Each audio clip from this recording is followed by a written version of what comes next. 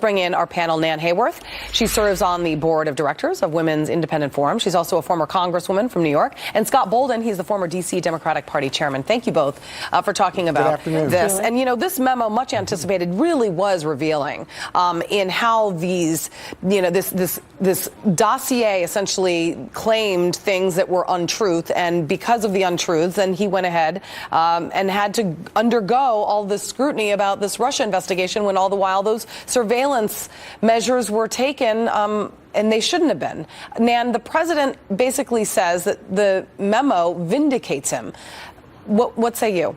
Well, Julie, look, the president has contended all along that this investigation has been based on false premises, essentially. Well, that is exactly what this memo verifies.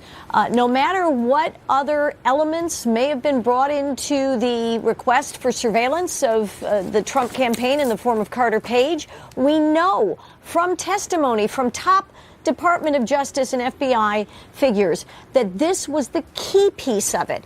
And we know from this memo that the source of the memo, the way it was paid for by the DNC and the Clinton campaign, the funding, the sourcing, the validation, none of those were provided to the court. So that indeed is a validation of the president's contention that this so-called case for investigation is based on nothing. Scott, you know, the president tweeted about this this morning, referring to himself in third person when he says that this vindicates him. And I want to read the tweet, get your reaction. He says this memo totally vindicates Trump, which he put in quotations in probe. But the Russian witch hunt goes on and on. There was no collusion and there was no obstruction. The word now used because after 1 year of looking endlessly and finding nothing, collusion is dead. This is an American disgrace. Is he right? He's completely wrong. And if he says it 10,000 times, he'd still be wrong. That doesn't make it right. Listen, I'm a former prosecutor from New York. These issues take a lot of time. There are a lot of facts and a lot of witnesses. And in regard to this memo that's been released that has politicized this investigation, let's do this.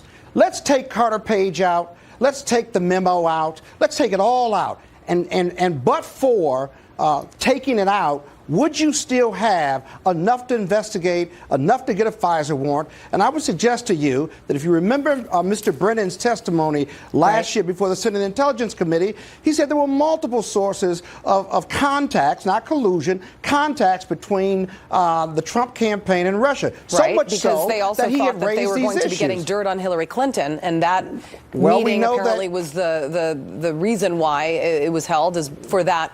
Well, we certainly know that collusion is an act. It's not a result or a crime.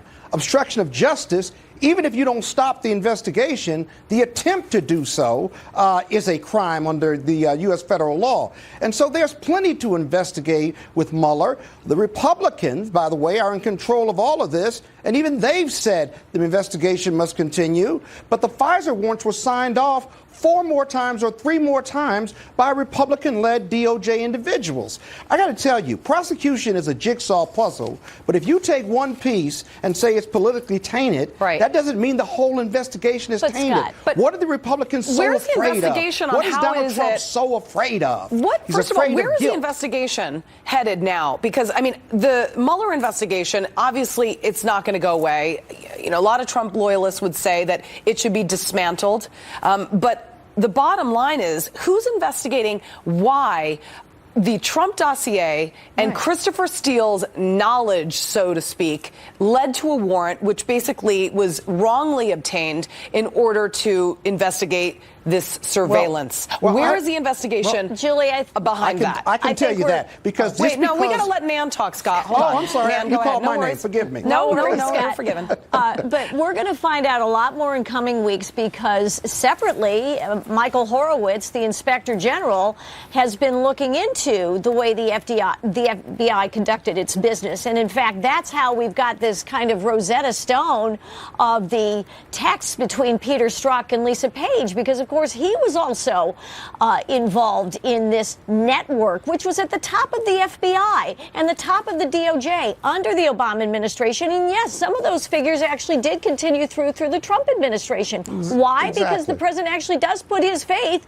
in the men and women of the FBI. But unfortunately, that faith has been betrayed by what we found out in this memo, and we're going to see more coming out, I'm sure, from the Inspector General, and that's going to be highly informative. Well, let me just say this. Whatever comes out, so far all we've seen is really window dressing, if you will. The bottom line is Russia meddled in our elections. That's also the subject of this investigation. And Trump's connection to that, maybe we find it, maybe we don't. But why jump ahead and say the whole investigation is tainted when you find some politics, not political taint, in the early part of the investigation? Scott, and that is the end result that everybody deserves to know is Russia, for sure, meddled in the 2016 election. How did they do it, and how do we prevent it from happening again? Exactly. Hopefully the focus will then shift to that. But that's all the time we have. And if Donald Trump was connected to it, let's let that come out, too, or if he wasn't. All right, we gotta go. Donald Trump did not cause meddling by the That's a timeout, or like a hook. That's not really a timeout. It's over. Okay. It feels like a hook. Scott Bolden, thank you. Nan Hayworth, great to see you both. Thank you so much. Thank you.